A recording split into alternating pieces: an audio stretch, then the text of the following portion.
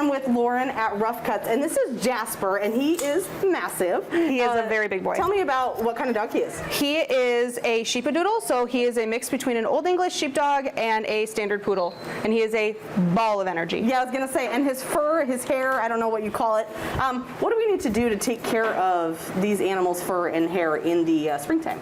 Lots of brushing and frequent haircuts. Jasper's in here every 4 to 6 weeks, and his father spends hours in between brushing him, between his tail and all of his legs. And this is still his winter coat. I haven't given him anything but a bath yet today. Okay. So we haven't started his haircut. So we're going to take probably a good half off of him today. Okay. And talk to me about the importance of brushing. Of course, we want to bring him into a professional groomer as well, but then we need to keep up on them at home as well. What's the importance of brushing? Well, with brushing, you get to stay ahead of the mats, obviously, so we can leave them longer and fluffier.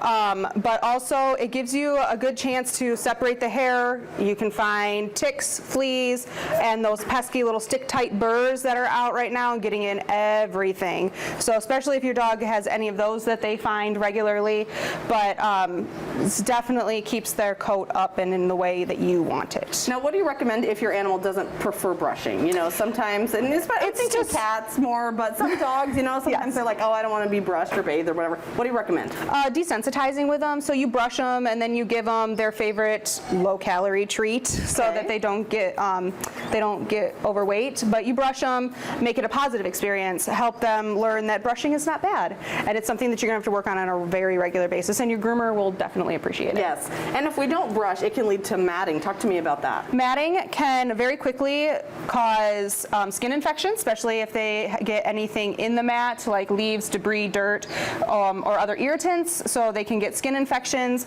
and they can also cause bruising on the skin, and we've actually had animals that have had to have legs amputated because of lack of blood flow from matting. Wow, so not only is it unsightly and obviously uncomfortable for them, but it can lead to health problems. Serious health problems. Yeah, so you definitely want to keep up on the brushing. Yes. All right, so I always see, you know, fur flying around, and we're talking about spring and it's warming up, maybe they're losing their winter coat. Talk to me about de-shedding. What is it exactly, and how do we go about doing it? De-shedding is a whole process. It's more than just brushing. It's way more than just brushing. We use conditioners and shampoos that help loosen the coat, and then when we take them to the back, we use a high velocity dryer. They're also known as a cattle dryer, so they literally blow the hair out. So when we're drying a dog back there, it's just hair flying everywhere. It's very satisfying. Right. I bet it's fun to watch. It's fun to watch, and you can tell that the dog is way more comfortable after. Okay. Way more comfortable. So with someone like Jasper, what is it that you're going to do to him, you know, obviously after we leave? What's the grooming? We already did the bath and blow dry. His face is still a little bit damp and a little crazy right now, but he will get a full haircut. We'll probably keep him around just under a half an inch, like 3/8 of an inch for the summer, and with a longer tail because it's beautiful. Yes. A cute little face. Do you ever do a lion cut? Sometimes I'll see the lion cuts. We do mostly on cats and Pomeranians, but we do have a couple doodles that will come in. We also had one that gets a mohawk just on the head, and we've had them do them all the way down their back as well. So of course you can do something kind of fun too as well here at Ruff Cuts if you'd like. You know, in addition to the stuff that's healthy for them, you can do something kind of fun. Yeah, definitely. All right, so what does your walk-in situation look like? Walk-ins, appointments, how do people get in contact with you? We do appointments for grooms. Sometimes you can get that day, sometimes you can't. Most of the time we do have to schedule, and we're normally about 2 weeks out, a week to 2 weeks out during our busy season, which we're coming up on really quickly.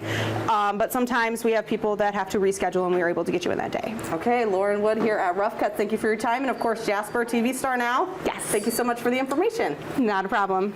And stick around, there's still more to come on Studio 10.